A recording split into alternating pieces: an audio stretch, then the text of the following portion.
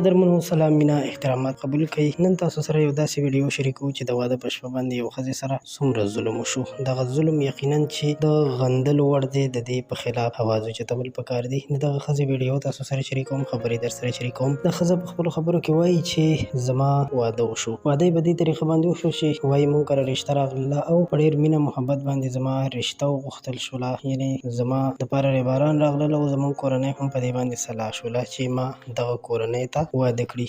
وایي چې زما نه پکې هم پوښتنه وشوه او دې جینۍ هم پکې خپله خوښي ځکه وښودله چې دغه یو دینداره کورنۍ معلومېدله. کله چې وخت تېر شو، بیا د دوی د واده نیټه، د واده تاریخ فکس شو، کېښودل شو. د هغې نه پس چې کله د دوی د واده نیټه کېښودل شوله او بیا یې واده وشو، نو د واده په شپه باندې هغه یو کار وشو چې د دغه کار نه ټول خلک سر ټکوي، ویرېږي. هغه دا چې نن سبا خلک دا ګنده او غلط فلمونه ګوري، نو د هلکانو په ذهن باندې دا بوت سور وي چې زه واده وکړم نو زه به هم دغسې کارونه کوم. چې همدغسې کار دغه جینۍ سره، دغه ښځې سره وشو او بیا د هغې نه پس هغه هسپتال ته یې وړل شوه، ځکه چې ډېر وحشیانه کار ورسره وشو، وحشیانه ظلم ورسره وشو. نور به تاسو زما په خبره باندې پوه شوي یئ چې کوم قسم کار. نو قدرمنو دوستانو، خپل ذهن کې خپل ځان سره سوچ کول پکار دي چې خپل اولاد په کومه طریقه باندې د دغه بېهوده حرکاتو نه، د دغه بېهوده فلمونو نه وساتو، ځکه چې دا زموږ را روان آینده نوی نسل تباه کوي، غرقوي.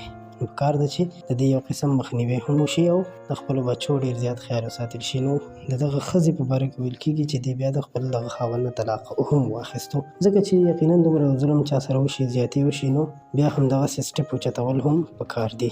دا وه یو ډېر افسوسناکه دردونکې ویډیو چې تاسو سره مو شریکه کړه. یو جهان مننه، بریالي اوسئ.